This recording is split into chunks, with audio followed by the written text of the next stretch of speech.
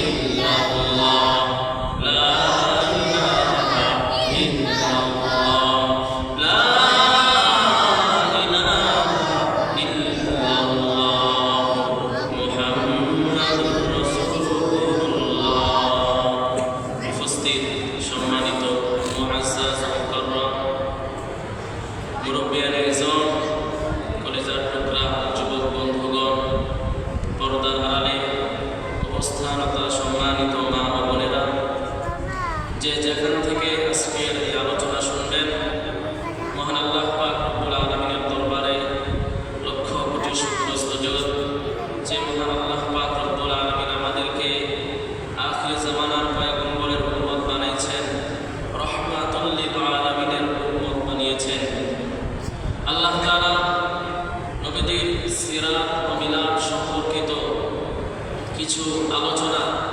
জীবন বৃত্তান্ত, জীবনী নিয়ে কিছু কথা এবং দোয়ার আয়োজনে আল্লাহ তাআলা আমাদেরকে আসার বসার তৌফিক দান করেছেন।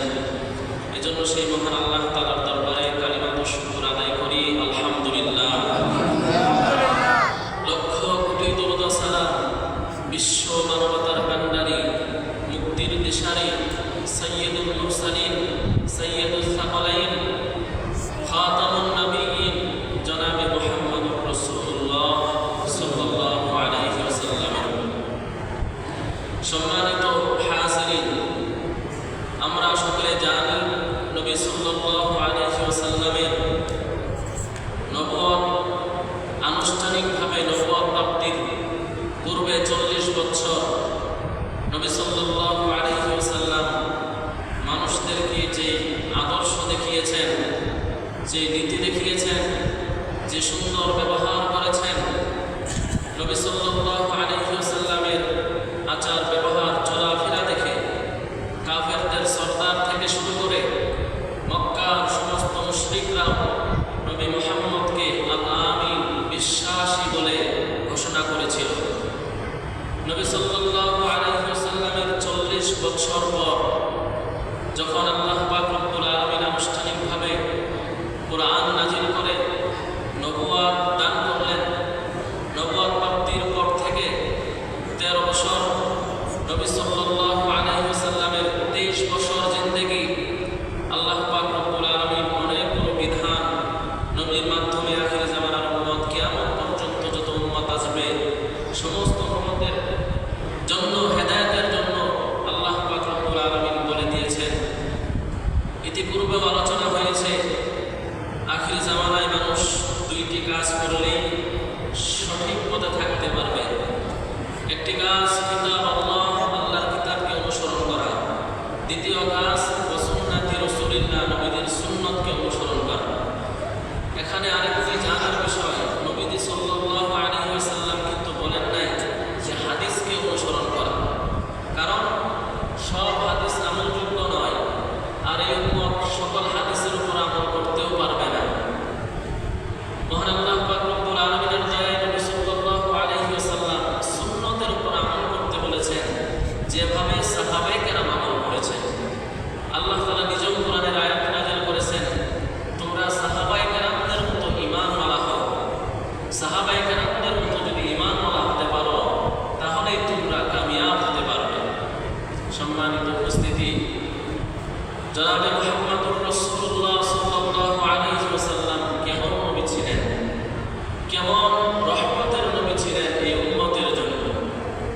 সাহাবায়ে কেরামদের সাথে নবীজি হেঁটে হেঁটে যান, হঠাৎ করে সালামের আওয়াজ, আসসালামু আলাইকা ইয়া রাসূলুল্লাহ, আসসালামু আলাইকা ইয়া হাবিবাল্লাহ।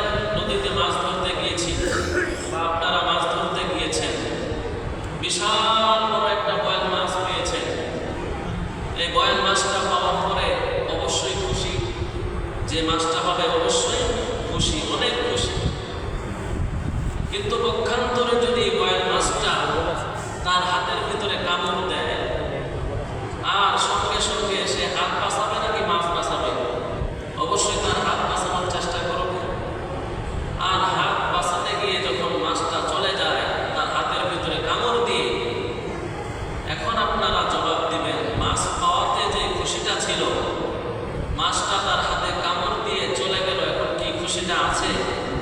আর কখনোই খুশিটা হবে? কেননা খুশিটা আগে ছিল, কিন্তু ব্যথিত হওয়াটা হচ্ছে পরে। এই ব্যথিত হওয়াটাই চিরকাল থেকে যাবে। নবী সাল্লাল্লাহু আলাইহি ওয়াসাল্লাম অন্ধকার যুগে আল্লাহ তাআলা বিশ্ব মানবতার হেদায়েতের জন্য নবীজিকে পাঠিয়েছিলেন। নবীর আগমনে আকাশ খুশি, জমিন খুশি, জঙ্গলার বাঘ সমস্ত সৃষ্টিজীব খুশি। নবী সাল্লাল্লাহু আলাইহি ওয়াসাল্লাম কেমন নবী ছিলেন? আসাইবুল খালায়েক নামক কিতাবে একটা ঘটনা আছে। নবী সাল্লাল্লাহু আলাইহি ওয়াসাল্লাম রাস্তা দিয়ে হেঁটে হেঁটে যান।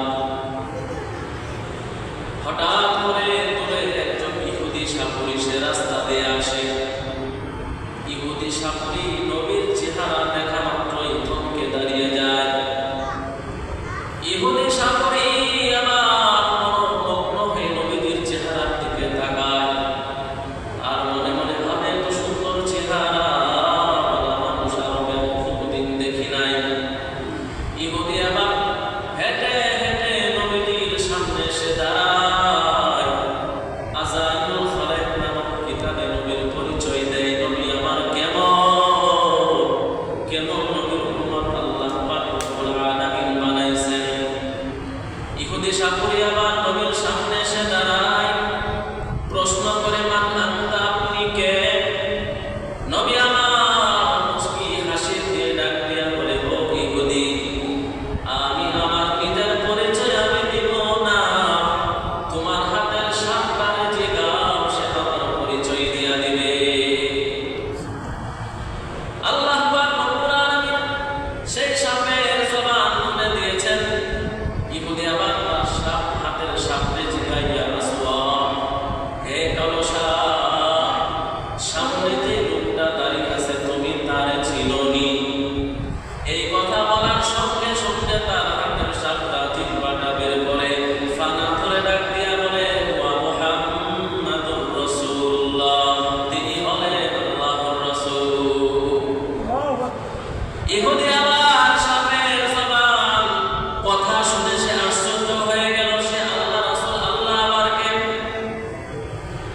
নবী বলে, তোমার সাপে জিগাও আল্লাহকে। এবার ইহুদি আবার ডাক দিয়া বলে, আল্লাহ আবার কে? সাপটা আবার ফানা ধরে ডাক দিয়া বলে, ও ইহুদি মালিক, তুমি আল্লাহর চিনো না?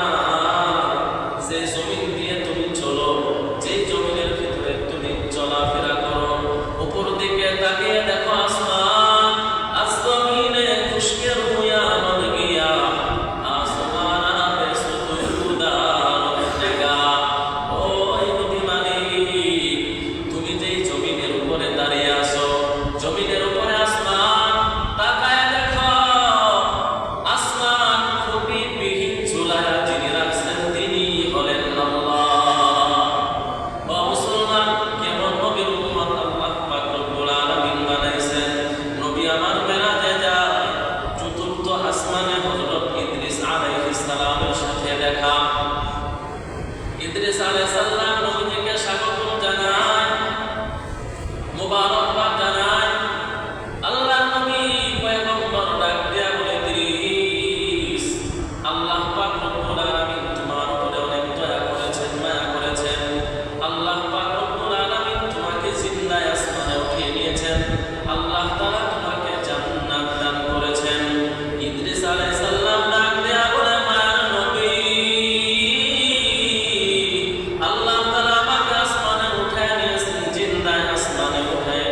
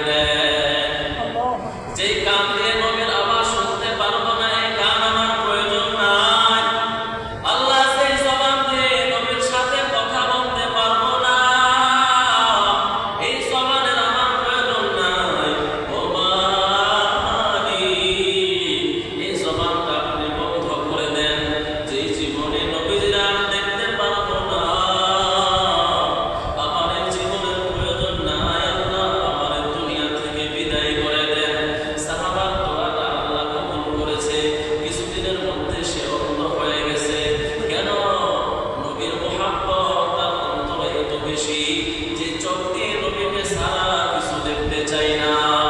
শুধু এতটুকু নয়, নবী আমার ইন্তেকালের পর যে উটের উপর সওয়ার হয়ে নবী আমার চলাফেরা করতেন, সেই উট একজন সাহাবা তার বাড়িতে নিয়ে গিয়ে ঘাস খাওয়ায়, তার বাড়িতে নিয়ে গিয়ে খাবার খাওয়ায়, কিন্তু 3 দিন পর্যন্ত খাবার সে গ্রহণ করে নাই।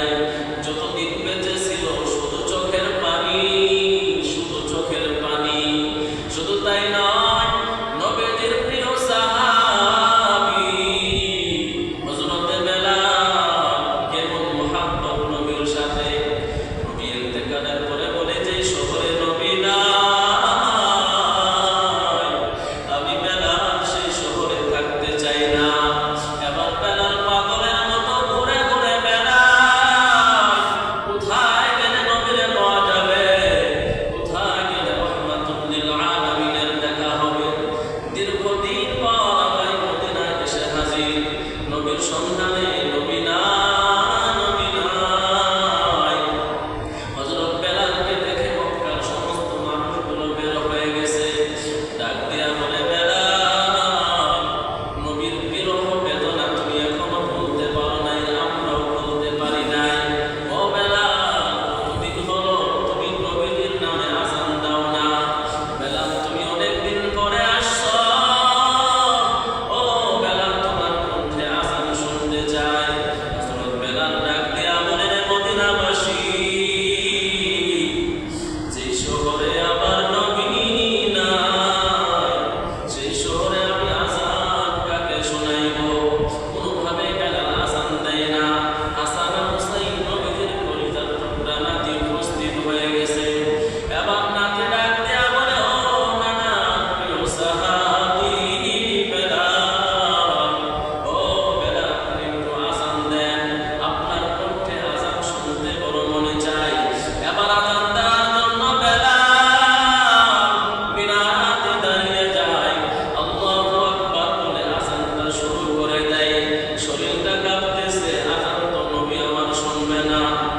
যখন বেলাল বলেন, আশহাদু আন্না মুহাম্মাদার রাসূলুল্লাহ, যখন বলেন আশহাদু আন্না মুহাম্মাদার রাসূলুল্লাহ, নবীর নাম যখন আযানের মাধ্যমে বেলালের জবান থেকে বের হয়, সঙ্গে সঙ্গে বেলাল মাটিতে পড়িয়া যায়। কেমন বেদনা, কেমন ব্যথা! শুধু এতটুকু নয়, নবীর বিরহ বেদনায় আসমানও কান্দে, জমিনও কাঁদে, সারা সমস্ত মাখলুকাতগুলো কান্না করে। নবী আমার নাই। নবীজি মেম্বারে বসে নবীজি আমার খুতবা দিতেন খেজুর গাছের ডাল, সেই ডাল ধরে ধরে নবী আমার খুতবা দিতেন। সাহাবায়ে কেরাম বলেন, নবী চলে যাওয়ার পর মসজিদে নববীতে যখন আমরা যাইতাম, তখন মাঝে মাঝে ওই কাঠ থেকে কান্নার আওয়াজ শুনতে পাইতাম। তাহলে এখন বলুন, নবীজির আশাতে খুশিটা ছিল, নবীজি চলে যাওয়ার পরে সাহাবায়ে কেরামদের এবং সমস্ত সৃষ্টিজীবের সেই খুশিটা আছে নাকি ব্যথিতটা আছে? কিয়ামত পর্যন্ত নবীজি চলে যাওয়ার ব্যথিতটা উম্মতের মাঝে থাকবে। তাহলে যারা শুধু নবীর খুশি নিয়ে আনন্দ ফুর্তি করে, আল্লাহর কসম, তারা প্রকৃত মুসলমান হতে পারে নাই।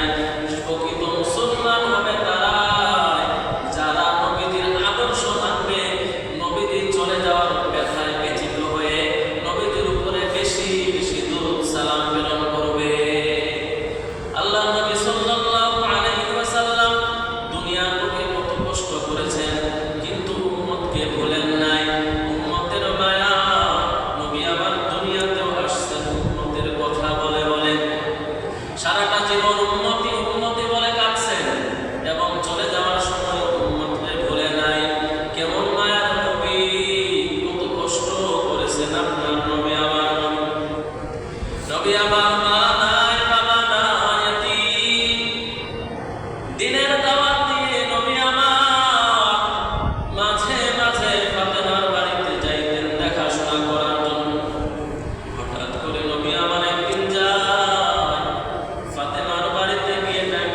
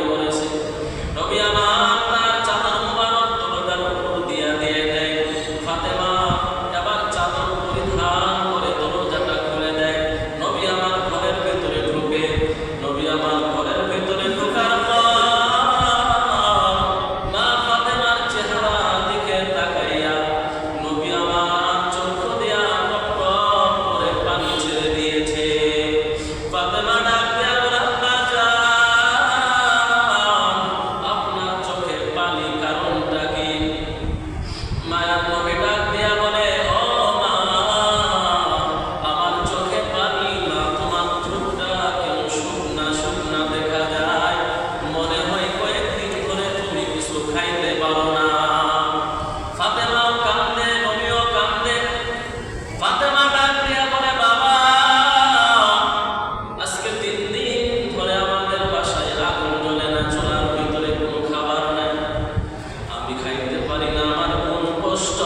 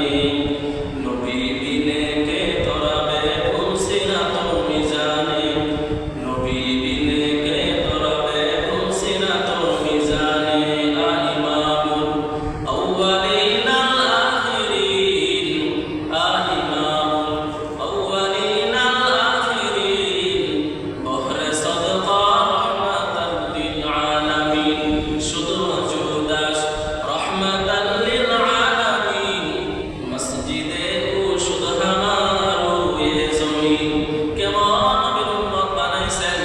নবী আসা মাত্রই সারা দুনিয়া আল্লাহ তাআলা পবিত্র করে দিয়েছেন।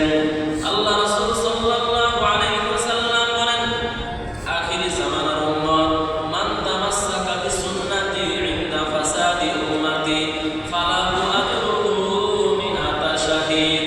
হে উম্মত, আমি নবীর একটা সুন্নাত যদি তোমরা মুহাব্বত করো, আমি নবীর একটা সুন্নাত যদি তুমি পালন করো, 100টা শহীদ হওয়ার সওয়াব আল্লাহ দান করিয়া দেবে। সুবহানাল্লাহ। আপনার আমার নবী, মায়ার নবী হাউজে কাউসারের পানি পান করানোর জন্য দাঁড়ায়া থাকবে। সমস্ত উম্মতগুলোকে হাউজে কাউসারের পানি পান করাবে।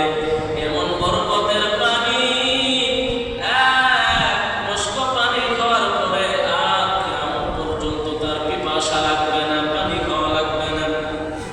নবীর সুন্নতের উপরে যারা আমল করবে, নবীর আদর্শ মেনে যারা চলবে, তাদেরকে পানি পান করানো হবে।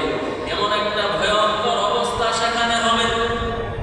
মুফাসসিরিনে কেরাম বলেন, কিছু কিছু মানুষ পানি পান করার জন্য যাবে, তাদেরকে ফেরেশতারা আটকায়া ফেলবে। কেমন বড় বিপদ! দুনিয়াতে কোনো মানুষকে যদি বাঘে খাওয়া করে, পিছন দিক থেকে বাঘ আসতেছে, সামনে একটা বাড়ি, বাড়ির দরজাটা বড় খোলা, তার মনের ভিতরে বড় আশা, আমি সেই ঘরের ভিতরে ঢুকলে সেই বাঘের কামড় থেকে আমি হেফাজতে থাকতে পারবো। সে দৌড়ায়া যায়, সে অনেক চেষ্টা করে করে যখন দৌড়ায়া যায়, যখন সেই বাড়ির দরজার সামনে যায়, হঠাৎ করে ভিতর থেকে দরজাটা আটকায়া দেয়, তার সমস্ত আশা ভরসাগুলো শেষ হয়ে যায়। কেমন ভয়ঙ্কর অবস্থা! কিছু কিছু উম্মতরা নবীদের হাতে হাউজে কাউসারের পানি পান করার জন্য যাবে। ফেরেশতারা আটকায়া দিলে নবীজি বলবে, কেন আটকাইলা? তারা তো আমার উম্মত। ফেরেশতারা বলবে, ওগো আল্লাহর হাবিব, তারা আপনার উম্মত ঠিক আছে, কিন্তু আপনি চলে যাওয়ার পরে তারা দ্বীন ইসলামের ভেতরে এমন নতুন নতুন নতুন নতুন কিছু ইবাদত করতো, যেটা আপনিও করেন নাই, ফেরেশতা সাহাবায়ে কেরাম করে নাই। নতুন নতুন সংযোজন তারা করত, ইসলামের নাম দিয়ে তারা চালাইতো, বেদাতি কাজ তারা করত। তারা দ্বীন ইসলামের সঠিকটা না মেনে যেই ইসলামটা যেটা মানো তারা করত, কোরআনেও নাই, হাদিসেও নাই, এমন কিছু বেদাতি কাজ তারা করত, কিন্তু আপনার খাঁটি উম্মত তারা দাবি করত। নবী আবার রাগান্বিত হয়ে যাবে, এরে আমার হতভাগা উম্মত, তাড়াতাড়ি ভেগে যাও। তারা বড় আশা নিয়ে হাউজে কাউসারের পানি পান করার জন্য যাবে, কিন্তু যখন নবী আমার ধমক দিবে, তোমার মতো দুর্ভাগা উম্মত আমার দরকার নাই, ভেগে যাও, বড় দিশেহারা হয়ে যাবে। এই জন্য নবীজি বলেন, ও কিয়ামত পর্যন্ত যত উম্মত আমি নবীকে না দেখে, আল্লাহকে না দেখে ঈমান আনবা, আমি নবীকে না দেখে আমার কথাগুলো মানার চেষ্টা করবা, আমি নবীর সাথে একসাথে জান্নাতে থাকবা। তো সেই নবীর সাথে আমরা একসাথে জান্নাতে থাকতে রাজি তো ইনশাআল্লাহ? তাহলে আমাদেরকে সুন্নতের উপরে আমল করতে হবে। আল্লাহ তাআলা আমাদের সকলকে তৌফিক দান করেন, বলুন আমিন। আজকে ওয়াদা করি একটা সুন্নতের উপরে আমরা আমল করব, সেটা হচ্ছে আজকের